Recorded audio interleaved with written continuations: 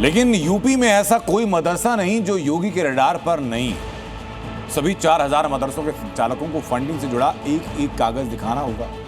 Allahabad high court से हरी झंडी मिलने के बाद यह साफ हो चुका है कि अब यूपी के हर मदरसे का एटीएस विदेशी कनेक्शन खंगालेगी और मदरसों के लेन देन की जांच में अब तेजी आएगी।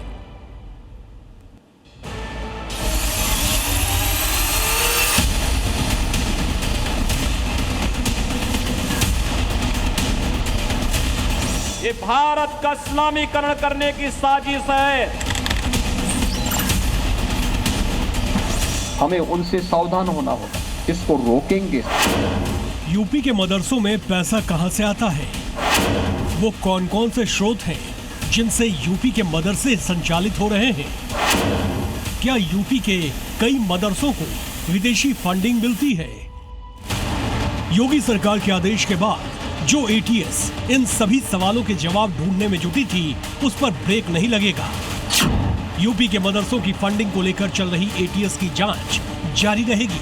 इलाहाबाद हाई कोर्ट ने जांच पर रोक लगाने से साफ इनकार कर दिया है।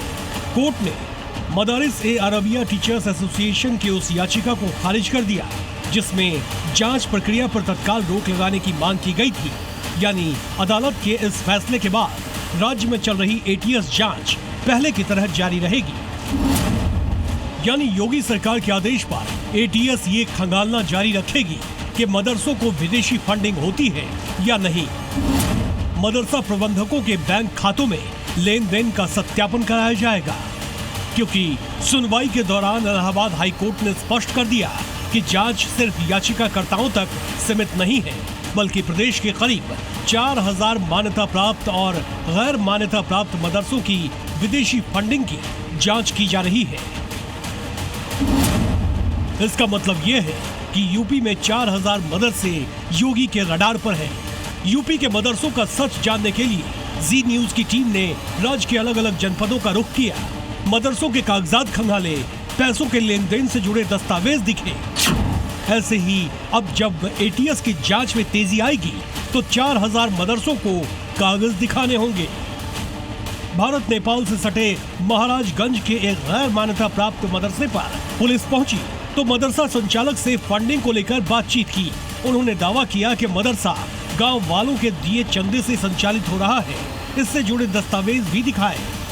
अपने जमीन में मदरसा बनवा करके चला रहे हैं। यहाँ गांव वाले पूरा, ये देखिए मेरे पास पूरा रजिस्टर है, गांव वाले पूरा 100 मतलब अपने हिसाब से 100-200 चंदा दे करके मेरी तनख्वाह का भी इंतजाम करते हैं और मदरसे की देखभाल कुछ घटा बढ़ा भी पूरा करते हैं। इसी तरह शामली के एक मदरसे के मौलानाओं ने फंडिंग का पूरा ब्यौरा जी मीडिया की टीम के सामने रख दिया। दावा किया कि डोनेशन का पूरा लेखा जोखा उनके पास मौजूद है। देश और विदेश से जो डोनेशन मिलती है उसी से वो मदरसा चला रहे हैं।